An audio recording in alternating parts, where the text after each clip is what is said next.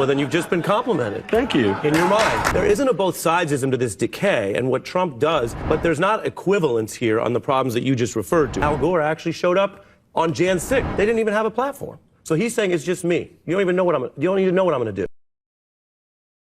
Bill Maher recently had right-wing commentator Andrew Sullivan with liberal host on MSNBC, Ari Melber, where they had a rather heated spat about Donald Trump and his effect on democracy in America, where Andrew Sullivan tries making the argument that Uno reverse card is actually Democrats stealing democracy, because while Trump did do what he did, undoubtable, and it did set some stuff into motion, Democrats responded to it by going so far left that's what's caused the true issue, to which Ari responds in hilarious fashion. So let's start with Andrew. What Trump set in motion and what the divisions of the country has done and what the Democrats have done in the last 4 years, which is respond to Trump by going even further to the left, means that we are losing the legitimacy of the system. And that is the critical thing. When you lose that core legitimacy, you lose your democracy. That's where we're really going to lose our democracy, because we don't believe in it anymore. You can see that the result of that, the way this works, is you start disbelieving in all the institutions, and then you say, who do I want? You want a strong man. You want someone to come in and cut all the knots. This is the classic case of how you lose a democracy. And he's almost certainly going to be there. He's going to win this election, almost certainly. I think you make fair points, Andrew, but you sound a little bit both sidesy. I don't know if that's on purpose or not. Well, then you've just been complimented. Thank you. In your mind.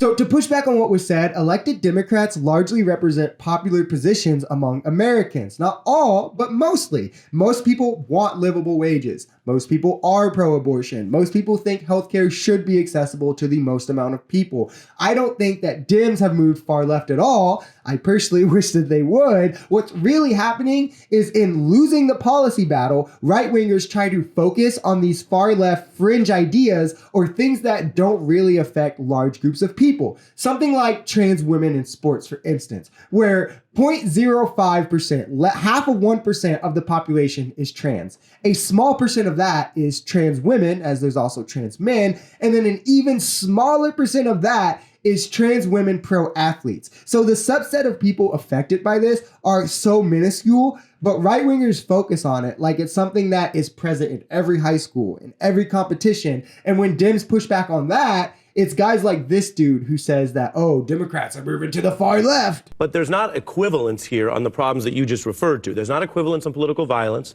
There's not equivalence on responding to court cases. Bush v. Gore was very controversial, but there was no violent response, and there was not any mainstream response from Democrats about overthrowing the certification. Al Gore actually showed up on Jan 6th, remember it was that date, and certified it. So there isn't a both sidesism to this decay, and what Trump does, and I agree at times he may draw his opponents into messy, dumb feuds, but he is the one banking on a cynicism, an attack on democracy, and a complete rejection of the policy democracy that you want, because they didn't even have a platform. So he's saying it's just me. You don't even know what I'm going to do. Just vote for me. Very well put. One of the first whataboutisms you hear is, well, what about Al Gore? When the situations couldn't be more different. First off, in Al Gore's case, it was a very close election. Florida was decided by hundreds of votes, which is the state that decided the election that year. Al Gore conceded the day of before getting this information, then when realizing how close Florida was, took that back and went through the legal means, through the courts,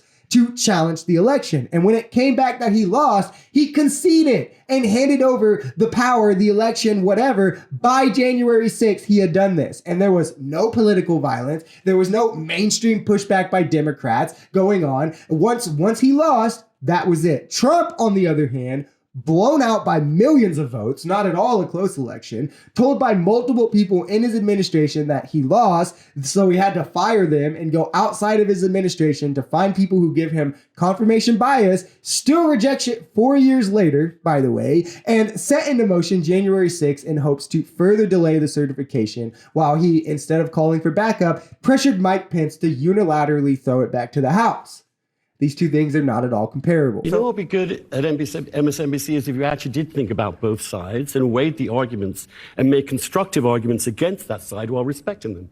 You don't do that. It's propaganda all the time. What you just said and by described, denying any... What you just said just described my show. It's like I had a Trump lawyer on this week. I've had Steve Bannon on my show. I've had watch Trump MSNBC. White House officials. I watch MSNBC. Right, so and the you both sides describing not, a goal that I'm achieving, I take that as a compliment. in your mind. Ouch. You can tell that he hurt his feelings there and it was on his mind that whole time. He even had to say, in your mind, because when he said that to him, it hurt his feelings so bad. Yeah, Ari Melber is actually one of the good ones, and you probably shouldn't make blanket statements to try to generalize him if you don't really know who you're dealing with. You'd have to be silly to call not even just Ari Melber, but Mehdi Hassan, call them propagandists just because they were on MSNBC. They both have some of the most thorough dismantlings of right-wingers and their perspectives that you can find online. If you enjoyed this video, we're social society. We're a commentary channel influenced by politics, society, and the economy. We're pretty left-leaning on this channel, but we're open to our right-wingers as well. The biggest thing here is having conversations that get everyone to the bottom of the truth. If that sounds like something that could interest you, consider smashing that subscribe button,